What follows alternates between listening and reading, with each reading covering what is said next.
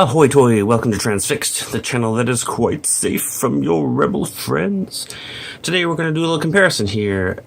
Oh, before I do though, I would like to mention that there's another video you might want to check out on the A3U review. I was lucky enough to be a guest on their last discussion night. So check that out in a link below, and that will take you to their page where you can see me talking about two toys that I really know nothing about, sadly. The Mayhem Mechanics Unrustable Burly and the Generation Toy Sergeant, or Sarge, which is their Streetwise. It was a really good time. I'm really happy that they decided to have me on as a guest. Had a good time. Anyway, so tonight, as I said, we're going to look at these two Palpatine figures because I just got this one in on the right over here. This is the Kotobukiya ArtFX Plus 1/10 scale Palpatine. The one on the left is the Iron Studios Polystone, I think, statue that I had before. So a bit of a difference here. Let's just get right into it. It's probably going to come down to personal preference. They're both really good pieces, though. This one on the left, being a statue, it's much heavier, and it comes with also a heavy base that I managed to scratch up. That's my fault, because I tried to plug it into a space when I wasn't looking. I was doing it up on the shelf, trying to do it blind. And this metal peg here, I just scratched up the base. Unfortunately, that's my fault. It does have a little felt pad on the bottom here to avoid that kind of stuff, though. Once you do put it in the base, you can freely... Let me make sure I don't do that again. Oh, and here's a look at the bottom of the base, by the way. You can freely rotate him around after you've plugged him in there. So this is all one piece apart from the base. The Kotobukiya one is in several pieces. In fact, the chair just sits freely on the base. The base is just hollow plastic. The chair is also hollow plastic, although the sculpt is really good. And they're slightly different as well. One thing I noticed right off the bat, although they're both supposed to be 1/10 scale, the Kotobukiya one is a little bit larger. So he comes packaged in pieces. His arms you just have to plug in, and his head also plugs in. There's also, apart from the neck joint, there's a little pin in each side of his hood or cowl here that plugs into his body to try to keep that down out of the way. I don't really want to... I'll take it out, yeah. Okay, so that's how it looks there. So I can show you.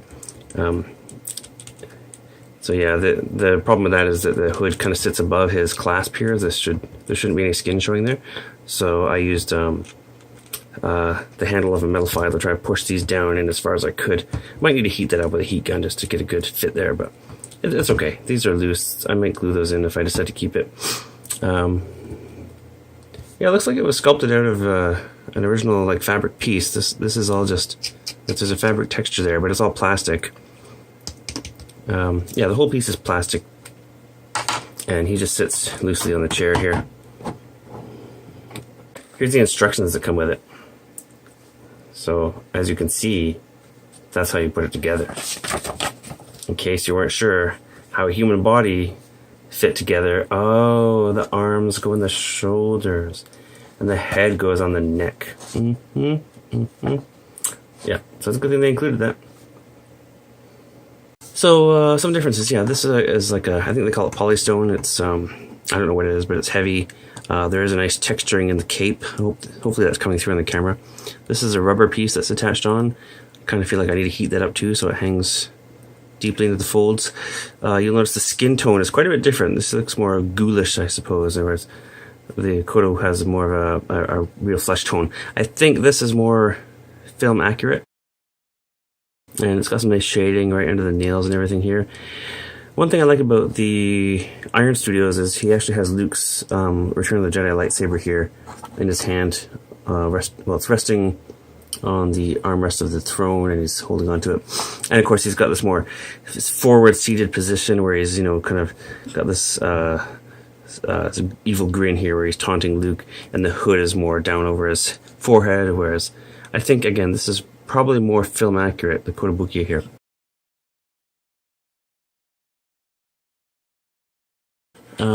Looking at the chair,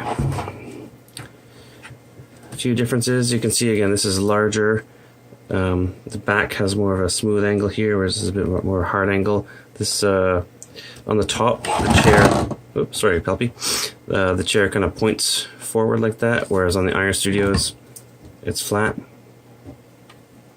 You can see the controls here on the Koto. I don't know if they're visible on this one. Very similar detailing. Yeah, I think it's just that these are all painted gold, whereas the Koto has 2 buttons painted red. I don't know which is more accurate. This one you can see has another control panel over here. On the Iron Studios, it is there, but it's not visible. It's hidden under his arm. And then the base of the chair, this is a bit more flat, whereas it's a bit thicker on the Koto. I like that the figure can come out of the chair.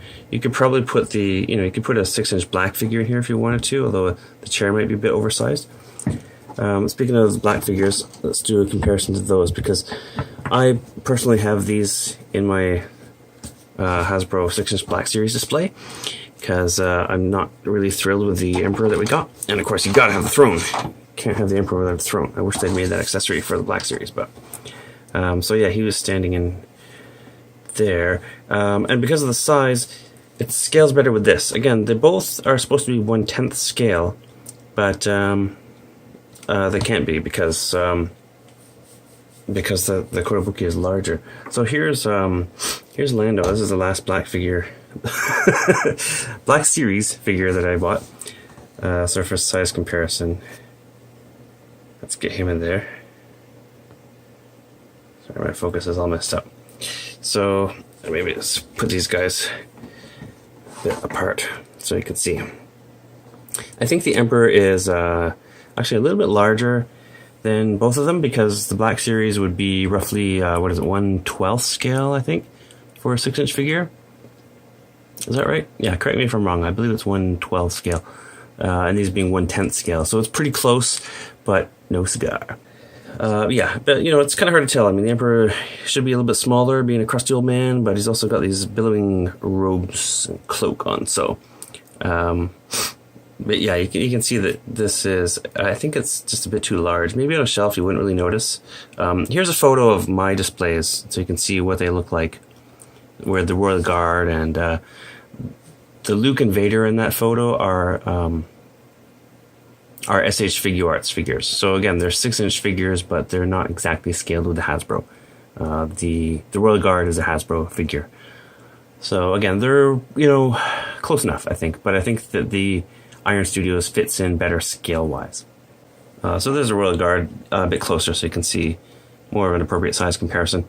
So I do think that fits well with the Iron Studios, and you could make it pass with the Kotobukiya. Kotobukiya one's quite a bit cheaper.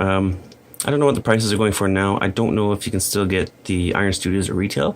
I think I got mine for, gosh, I want to say 120, maybe 150 US. I can't remember now. But I mean, if you have to go to eBay, you might be looking at anywhere between $100 and $200 now, I think, to get that. Where the Kotobukiya has just been released, and it's $89, I believe. Yeah, it's about $90 US. At least on Big Bad Toy Store, which is where I got mine from. So yeah, it's a cheaper option, and it does have some advantages. I think it fits in well enough. Oh, and of course we should get a proper Palpatine comparison in there too. So there's the Star Wars Black Series Palpatine in the middle, being the smallest of the three, and of course he is smaller than other figures in the same line. Right, there's a Royal Guard. Let's see if it fits on the throne. So yeah, this plastic underrobe isn't really going to let him sit, but we can do our best here, try to approximate it. I suppose, I mean, you could remove this if you're feeling industrious. Trying to get him in there as best I can. I mean, there he is standing next to the throne. It'd be a bit oversized. It's not bad. You could do it if you want to. You could cut the back of that robe off, or remove it somehow, and destroy the background of my thing here. But yeah, he looks just a little bit childlike sitting in that throne. So that doesn't quite work. And there he is with a Vader that I haven't taken out of the package, but just to give you another bit of a comparison, hopefully that is somewhat useful. So there we go. Those are 3 options for good old Emperor Palpatine. Probably my favorite Star Wars character, if I'm honest. I think he's at the top. I was just thinking the other day, you know, about Hot Toys and how they're so expensive but so good.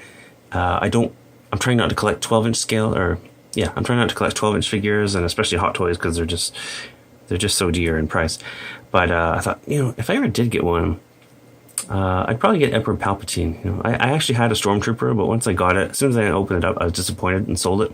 I thought, you know, maybe I'll get a Palpatine if they ever make one. And then, you know, because these toy companies read my minds, they actually put them up for pre-sale. There is an Emperor Palpatine coming out for Hot Toys. And the Royal Guards. They're like 200 and something. I think it's like a 200 and some odd dollars, or 300 with the throne. I'm still not dipping my toes in Hot Toys. Too expensive. But it is out there. If you love Palpatine as much as me and you want to go for the cream of the crop, there is a Hot Toys coming out as well. So there's your smaller options. And so again, be sure to check out that Ages 3 and Up Discussion Night. I had a really good time doing that, so please check it out.